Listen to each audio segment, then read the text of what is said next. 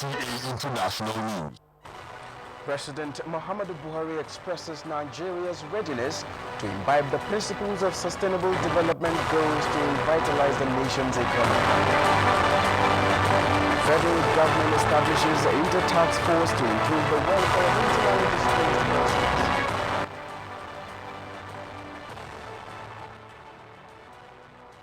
And United Kingdom commends Nigerian armed forces for their gallantry decimating Boko Haram insurgents. Hello there and a warm welcome to NTA International News on this hour with me, Justin Bemunyi, and is glad to have you join us. President Muhammadu Buhari has expressed Nigeria's solid commitment towards embedding the principles of sustainable development goals as a bedrock of the change agenda that will revitalize the nation's economy, improve security, and tackle corruption. The president stated these at a side event on taking climate action for sustainable development as part of the 71st session of the United Nations General Assembly in New York. State House correspondent Adamu Sambo reports. The event, co-hosted by Nigeria and the United Nations Environment Programme UNEP, was aimed at analyzing the country's vision and strategies towards achieving sustainable development through nationally determined contributions that strive to build a climate-resilient society. President Muhammadu Buhari acknowledged that the implementation of the roadmap will not be easy, but said resources are being mobilized within and outside the country to help Nigeria meet the set targets. Our 2017 budget will reflect our efforts to prioritize and redirect domestic resources towards achieving our nationally determined contributions.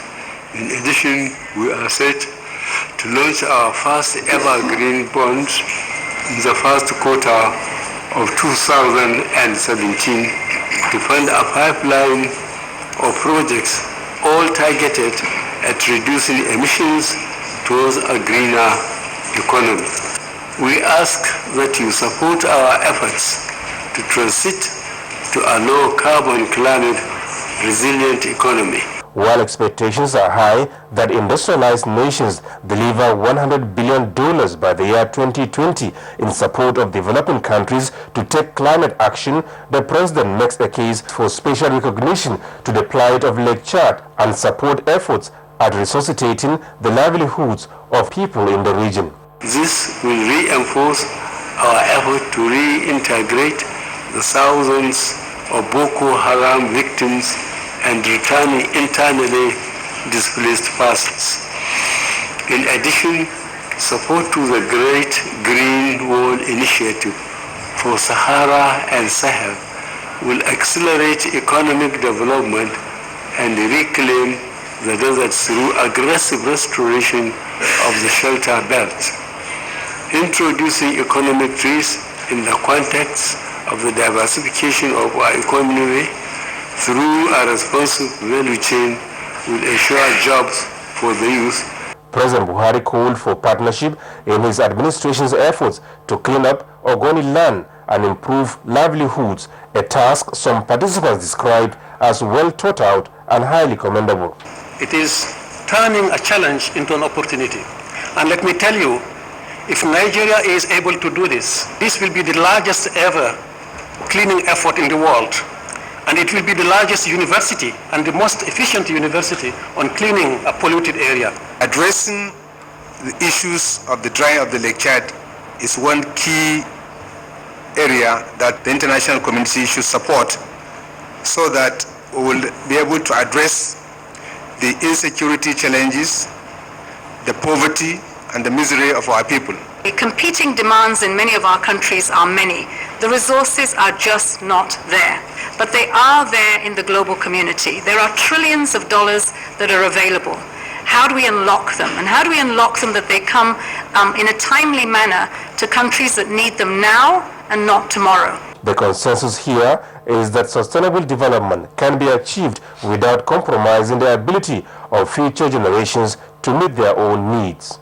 In New York, Adamu Sambo, NTA News. Meanwhile, the president has challenged outstanding Nigerian diaspora professionals to give quality contributions that will fast-track development back home as they have done in their countries of stay. The president said this in a closed-door meeting with some distinguished Nigerian professionals in New York. Gabriel Odu reports. President Muhammadu Buhari told the 15 Nigerian diaspora professionals that the government is committed to tackling corruption, rejuvenate the economy, and secure lives and property. He therefore urged them to come home and invest their skills and resources. We need quality people to come along so that we can move fast. Among the Nigerian diaspora professionals were aviation experts, development economists, health professionals, public servants, and Ivy League students. I'm very passionate to take this thing to Nigeria. I've been asking to get a chance to go back and do what I'm doing to this country in Nigeria. But today I met him and I put my case, and I think he said he will be thinking about it. I commended him for being one of the presidents in the Nigerian history who started going with the fundamentals of the economy, because I know we cannot develop if we don't go through the fundamentals. Not seeing problems, they are seeing opportunities, and they want to grab those opportunities for the good of Nigeria. I would love to come back home and go back to my village in Oka and give back, build boreholes, build schools, because education is really the most powerful weapon that you can use to change the world. The senior special advisor to the president on foreign affairs and diaspora, Abike Dabri Erewa, facilitated the meeting.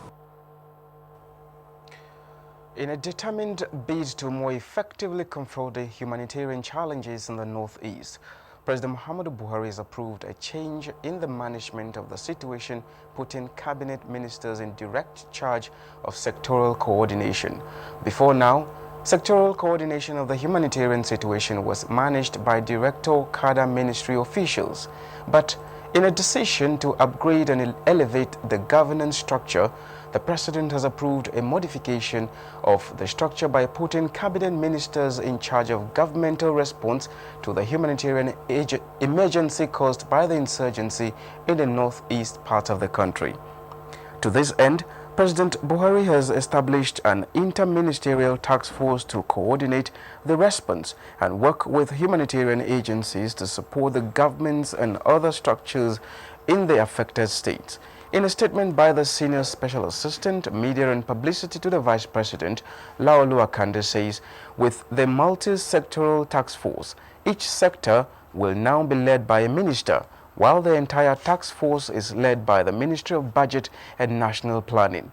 They will now coordinate and mobilize the domestic, governmental and private sector resources necessary to effectively meet this challenge with the urgency it demands.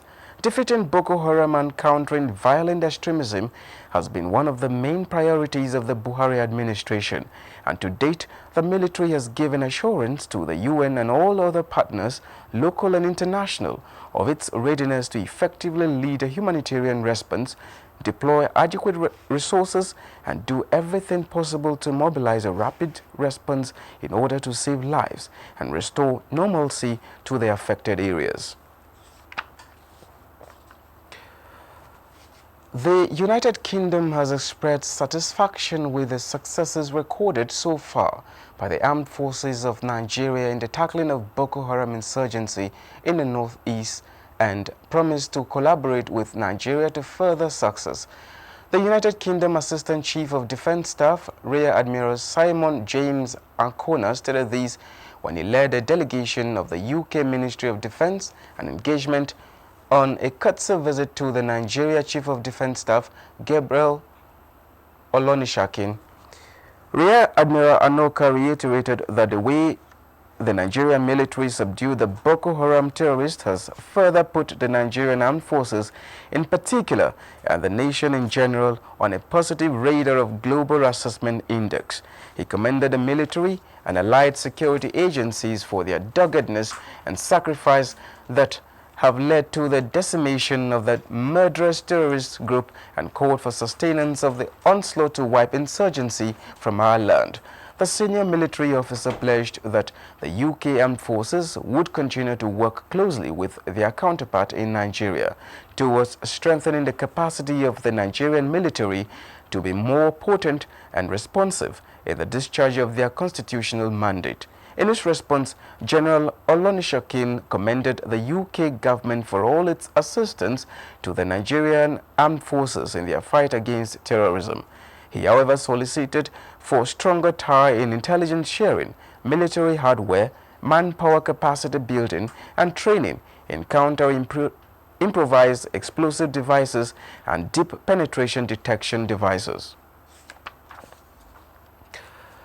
Moving on now, the wife of the president, Mrs. Aisha Muhammadu Buhari, has reaffirmed her determination to galvanize support towards the improvement of lives of women and children in Nigeria.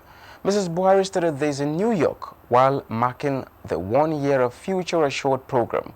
State House correspondent Aliu Kabir reports.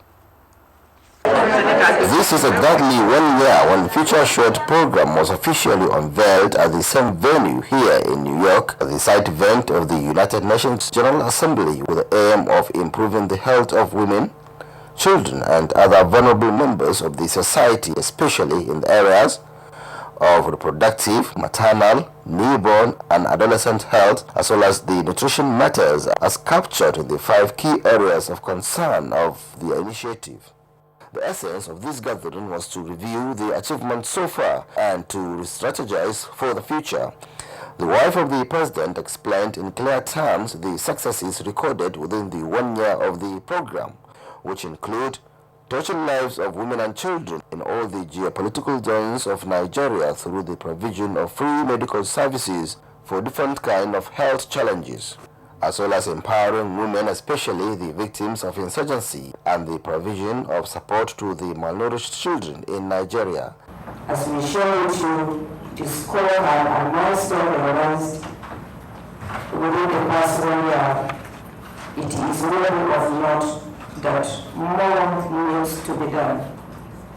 It is painful for me as a member of the country to know that 576 women die of pregnancy-related cases out of every 100,000 deliveries. The huge responsibilities necessitated the need for the strong collaboration with the NGOs and other development partners comprising the UNDP, UNFPA, the UNICEF, as well as the private and other public organizations. And it's our hope that this event would actually do far more than it did last year. I would like to reiterate our full support to Nigeria in its endeavors to tackle the multifaceted challenges it faces. So we're really delighted to have the First Ladies of Nigeria at the forefront. The event, which was attended by the First Ladies of Niger, Mali and Chad, and the wife of the Senate President, Toyin Saraki, as well as the wives of the governors, provided a platform to interact with a view to putting more effort towards improving the lives of women and children in Nigeria. On our own part as governors' wives, we can get the initiatives through to the grassroots in a way that will give us the desired results. In New York City, Aliu Kabir, NTA. Director General Nigerian Television Authority NTA Yakubu Ibn Muhammad has promised to partner the Global Exhibition and Business Services to organize an ECOWAS agriculture, agro-allied and technology exhibition in the country. He said this when the team paid him a visit. Joseph Johnson reports. Describing efforts of the team as being in line with the diversification policy of President Muhammadu Buhari for job creation, the DG commended and assured them of the authorities' support. This is the first major private sector initiative aimed at giving Mr. President and his team the needed boost and the needed support. And for this, I think NTA will be more than willing to partner the Global Exhibition project. Chairman Global Exhibition and Business Services based in Kaduna, Alhaji Bawa Garba, said the event has as its theme agricultural production and processing for self-sufficiency, poverty eradication and economic development. The aim and the objective of what we are all doing is for Nigeria to be self-sufficient in rice growing. The proposed event would engage policymakers, farmers, the academia, and other interested groups in Nigeria's agricultural sector. Joseph Johnson, NTA News. As the 2016 Beijing TV drama and movie season begins, a variety of movies and TV drama series from China will be broadcast in Nigeria to promote cultural exchange between Nigeria and China. Abdulmalik Adio reports that this year's event is hosted by the Beijing Municipal Bureau of Press, Publication and Radio in collaboration with Star Times and the Nigerian Television Authority.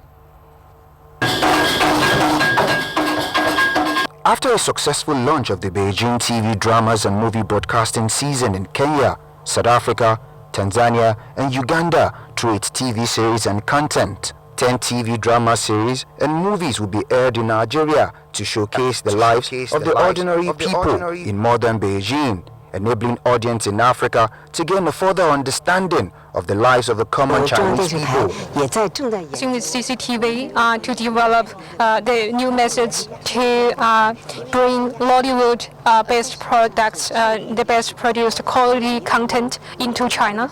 The Director General of the Nigerian Television Authority was represented by the Executive Director of Programs, Eugenia Abu, who says Chinese TV dramas and films have become an important way to spread Chinese culture in Nigeria. And more than anything else, the media, culture, storytelling and the creative industry are really the platforms for pushing friendships across diplomatic lines.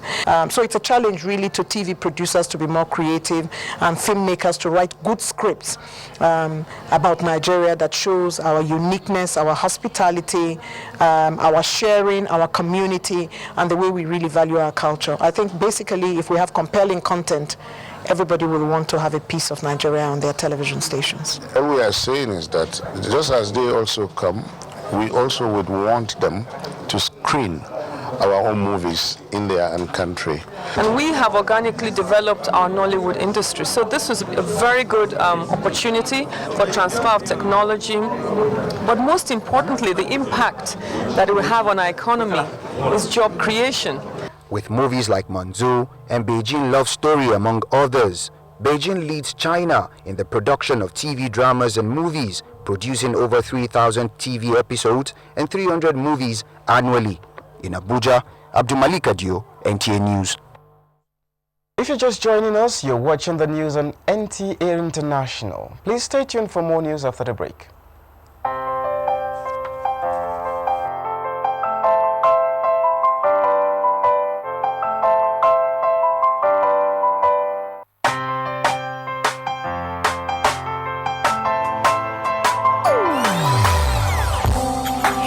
Call of change, stand up, Nigeria. Change is here and it's going to stay. Change begins with you. Oh yeah, make we go. So let the change begin from within. Look at you, Ogerula. Change begins with you and me. Change begins with me. Change begins with me. Change begins with. This message is brought to you by the National Orientation Agency in conjunction with the Federal Ministry of Information and Culture. NTA International News. Africa as it is. And thanks for being there. Now, Mopla Dakok is standing by with reports from the financial sector. Thanks for joining us on Business News. We begin with tax matters. The Federal Inland Revenue Service, FIRS, has hunted down at least 70,000 companies that have never paid taxes in a bid to seek new revenue sources to offset the prices that have pushed Nigeria into recession for the first time in 20 years. Chairman of the FIRS, Tunde Fowler, who made this known, said that he expects 10 million more individuals to be discovered by December and made to pay taxes for the first time. In South Africa, the proposed 20% tax on sugar-sweetened beverages, as research by Oxford Economics revealed, is likely to generate only 4.4 billion rand and not the estimated 7.5 billion rand. The research also indicates that the soft drink contribution to the country's GDP could reduce by 14.6 billion rand and could lead to about 70,700 job losses in the industry. And in Ghana, the World Bank, in an agreement with Ghana National Petroleum Corporation (GNPC), is set to provide $500 million to Ghana in the form of a partial risk guarantee if Ghana defaults on payments on gas from the Sankofa field. The Nigerian Stock Exchange closed Friday on a positive note. Here's a quick look at closing figures.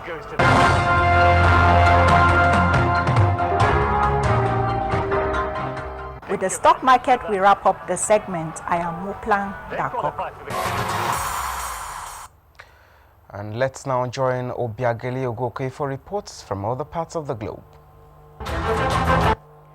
The United Nations is directing blame towards government leaders in the Democratic Republic of Congo for political tensions, which led to riots and deaths in the capital, Kinshasa. The violence, which escalated following allegations that President Joseph Kabila is planning to remain in office, has purportedly claimed more than 100 lives, while the police pulled the death toll at 32. In the latest development, hundreds of protesters defied curfew as demonstrations continue for a third night Friday in Charlotte.